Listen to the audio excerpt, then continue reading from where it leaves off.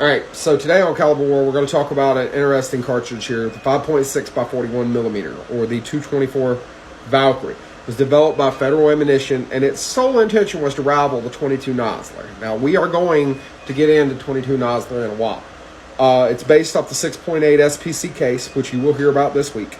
The thing of it is, I always saw this as a way to take a normal AR-15 and give it longer legs. That's exactly how I saw it. It was like, okay, how do I take a conventional AR-15 and make it reach out considerably further?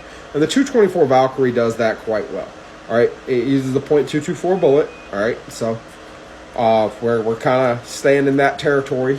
All right, 41 millimeter long cartridge case, and if you look at a 224 Valkyrie, all right, because it's necked down pretty significantly from the 6.8 SPC case. So I would be worried a little bit about some Delta L problem going on there.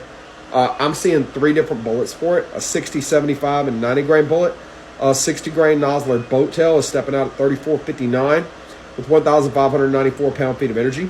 A 75 grain Hornady ELD match at 30.13 with 1,512 pound-feet of energy, and a 90 grain Federal Fusion at 2,638 feet per second with 1,391 pound-feet of energy. Depending on what you're going for, obviously if you want range, that 75 is where it's at. We all know how that performs in a .224 bullet. You might could do something with a 90. I'm partial to the 77 grain Sierra Match King, so it would make most sense for me to run with that 75 grain match bullet out of 1-in-7 twist barrel. And frankly, it's a good medium. All right, I'm getting mass that I don't have in the 60 grain bullet, a little bit more, 25% increase in bullet weight, but I'm still staying slightly greater than 3,000 feet per second. So it's running 55,000 psi, which is not altogether that much hotter chamber pressure than your conventional 5.56 NATO. Green Tip's chamber pressure is 54,000 psi, to put that in perspective.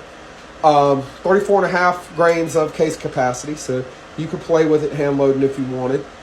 Like I said, 224 Valkyrie, I think all this is it's just reaching out there and basically putting a longer gas tank on your 5.56 NATO. And I don't think that's a bad thing. I could definitely see a use for that, especially for, I had a fellow in a video that I put out Sunday on how to make ammo a tax write-off, that he mentioned it's tax write-off for pest control on a farm. Absolutely. If that's in your wheelhouse, a 224 Valkyrie would make an excellent truck or tractor gun on the farm. So yeah, I mean, I definitely see some merit to it. If you wanted a 224 Valkyrie, I do not think you'd be wrong for wanting one. I think you could do quite a bit with that cartridge, at least if you ask me.